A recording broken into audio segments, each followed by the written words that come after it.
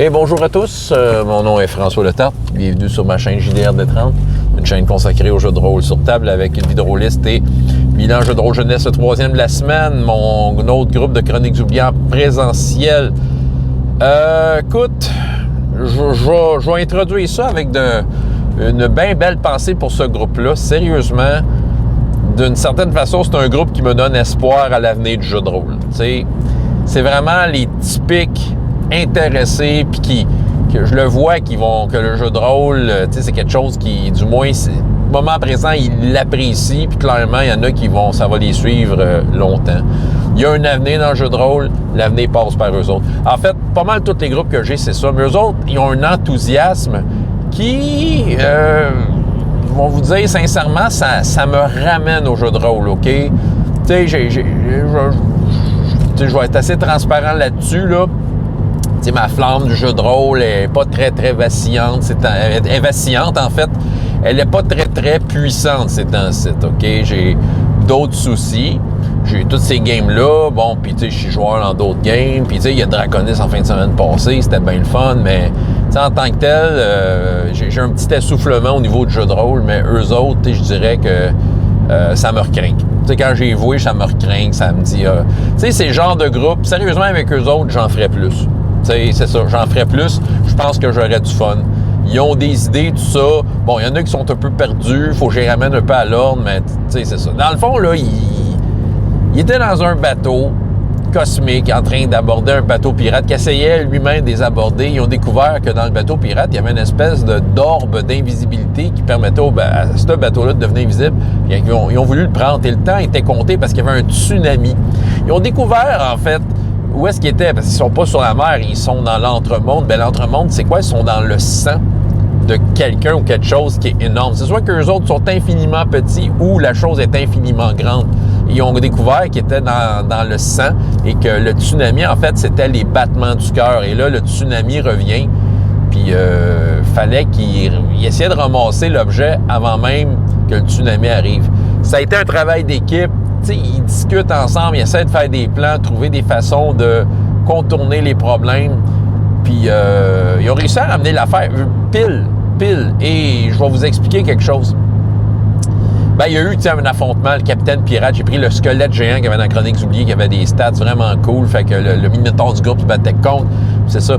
L'elfe du groupe, elle a envoyé son oiseau essayer de voler une clé qui était à la ceinture du capitaine. Mais le capitaine, en tout cas, il a réussi à écraser l'oiseau. Fait que l'elfe en deuil a dit « Je vais détruire ton bateau ». Puis elle avait le gouvernail, elle l'a placé tout croche face au tsunami. Donc quand le tsunami allait passer, le bateau allait être détruit. Tandis que les autres sortaient à la machine qui rend invisible pour l'amener dans le bateau. Puis tout ça. T'sais, il s'est passé des affaires. La passeuse d'armes, elle a découvert qu'elle avait un pouvoir super puissant soudainement qui s'appelle briser les cœurs, puis elle, écoute, elle y va à cœur joie. J'ai autorisé de le faire sur des squelettes parce que la définition de la capacité dit une créature. Il spécifie pas si elle est vivante ou morte. T'sais. Est-ce que c'est vraiment un cœur qu'elle écrase? Fait que, tu sais, étant donné qu'il y a de quoi qui anime les squelettes, pourquoi pas briser les cœurs? Elle s'amusait à écraser les squelettes avec sa main, comme ça faisait ça de même, puis les squelettes au loin, ils éclataient. C'est assez efficace comme magie, je vais t'avouer. Elle trouve ça bien amusant. Il y a un joueur qui est arrivé à la fin, qui était pas sûr. Tu sais, il dit, il me semble que j'ai été inutile tout le long. C'est un magicien, OK? Putain, il a fait beaucoup de choses.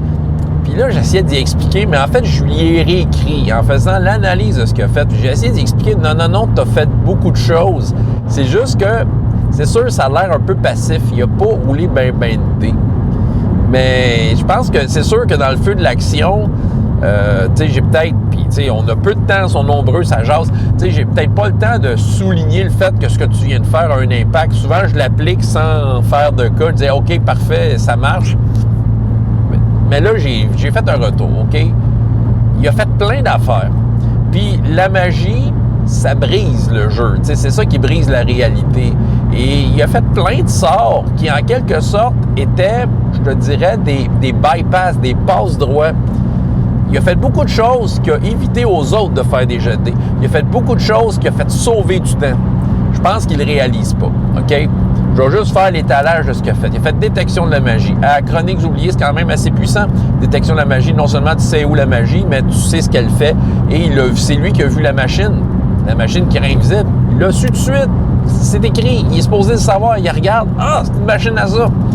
Tu sais, tout le monde aurait checké la machine, mais c'est quoi ça? Puis, tu sais, il aurait gossé pour découvrir. Fait que, tu sais, il aurait perdu du temps.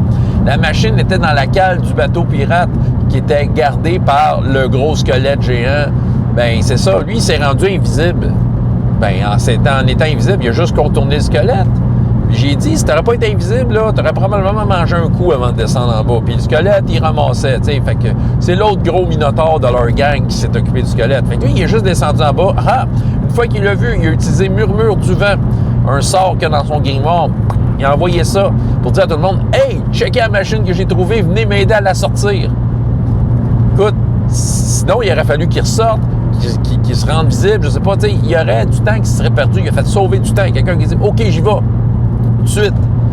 Quelqu'un qui était peut-être plus apte à sortir la machine de là. Après ça, qu'est-ce qu'il a fait? Il y a un oiseau, lui. Il a décidé d'envoyer son oiseau aider le Minotaure contre le squelette géant pour essayer de l'emmerder. Mais tu sais, le Minotaure était contre le squelette géant et un autre squelette. Puis le Minotaure a fait un genre de move qui a pris le squelette plus petit pour le splasher sur le squelette géant.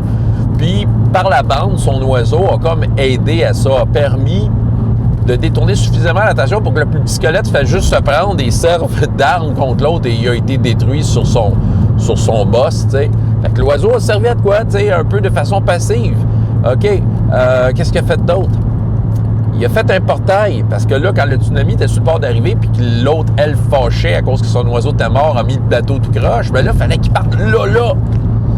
Fait qu'il a fait un portail pour que ceux qui étaient sur le bateau pirate tout croche puissent se pitcher dedans et se téléporter sur l'autre et embarquer sur l'autre bateau qui était, lui, bien positionné pour faire du surf sur le tsunami. Le résultat de la barre du groupe qui a fait de la musique pour apaiser le cœur de du cœur qui bat dans lequel ils sont. Parce qu'il a fait une mesure. Fait que là, le tsunami, il a comme pogné plus un angle intéressant pour faire en sorte que le bateau slide. Il n'y a pas juste lui, mais il y a beaucoup de collaborations. Mais tu sais, j'ai fait valoir que il y a bien des jets de dés qui auraient dû se faire, qui se sont pas faits parce qu'il a fait des choses qui bypassaient ces jets de dés-là, qui sauvaient du temps. Sérieusement, ils sont arrivés à temps dans le bateau. C'est un bon plan. Il aurait fait des jets de dés. Il y aurait des points de chance qui se seraient brûlés. Vous comprenez, c'est ça. T'sais, il aurait réussi, mais ça aurait coûté un peu cher. Puis, comment je pourrais dire? C'était une belle job. C'est juste que c'est sûr que c'est ça qui arrive. Peut-être dans une game à 4, il le verrait plus. C'est sûr que là, moi, ça roule. Ah ouais. Puis, il y a des points de chance qui se sont brûlés. Là. Maintenant, il y a eu un concours. Là, le Minotaure, pour faire un finish sur le géant squelette, il a juste voulu le passer par-dessus bord. Puis moi, j'avais des points de chance en banque que mes joueurs m'avaient donné. Moi, c'est le même que je marche quand que mes joueurs prennent un point de chance, mais j'ai comme ma coupe en tête de mort, là, dans laquelle je mets des jetons dedans. Fait que là, c'était comme, moi, j'avais généré un 35 avec des points de chance. Fait que là, lui, il avait généré l'autre, il a pris des points de chance. Tu sais, ça s'est brûlé des points de chance.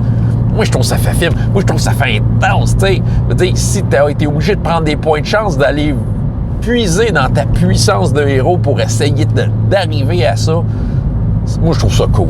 Personnellement, j'aime ça, Chroniques oubliées. T'sais, j'aime ça parce que ça ouvre sur des moments de même. C'était un foutu bon jeu. Il y a eu, à un moment donné, une discussion. Chroniques oubliées est flou sur certaines descriptions, mais en fait, je vais aller lire une place ou l'autre. Un des défauts de Chroniques oubliées tel qu'il est là, c'est que le livre est un peu mal organisé. Fait que, des fois, l'info, elle existe, mais juste comme, faut que tu lises un peu dans le livre. Oh, je vous jure, c'est moins pire qu'un livre de Rift. Mais c'est moins pire qu'un livre de Modifius 2D20.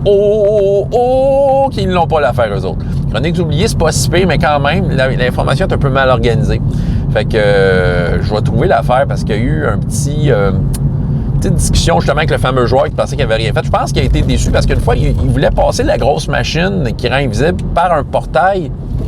Moi, j'avais déterminé que c'était quand même assez gros. J'avais donné une idée de grandeur. C'est pour ça que ça prenait les autres. La chevalière avec son griffon est venue le tirer, puis tout ça. Puis lui, c'est ça, il disait, il voulait le passer par le portail. J'ai dit, c'était un peu gros. J'ai dit non. Dans une certaine façon. Maudit meneur de jeu de merde, François. Non, j'ai dit non. Puis j'ai dit, écoute, c'est pour une personne.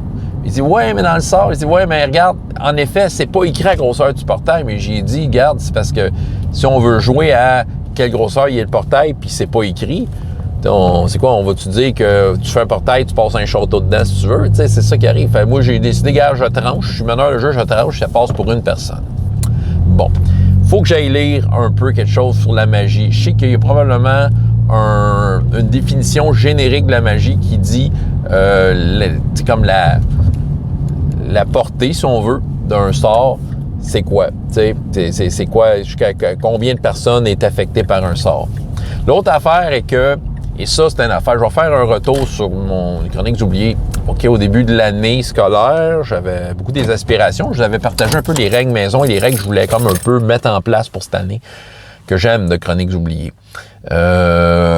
Écoute, je vous le dis tout de suite, j'ai pas pu tout mettre en place. Je pense que le niveau de gestion était peut-être un peu trop élevé par rapport au groupe. Donc, une des affaires que je trouve vraiment excellente de chroniques oubliées, c'était les points de mana.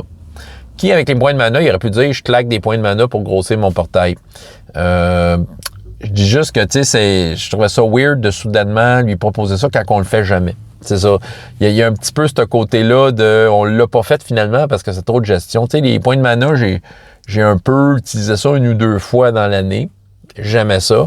Mais j'ai l'impression qu'à chaque fois, tu sais, c'est comme un peu sur mes épaules de rappeler que tu peux prendre du mana. J'ai beaucoup de petites responsabilités dans ces affaires-là pour que ça roule.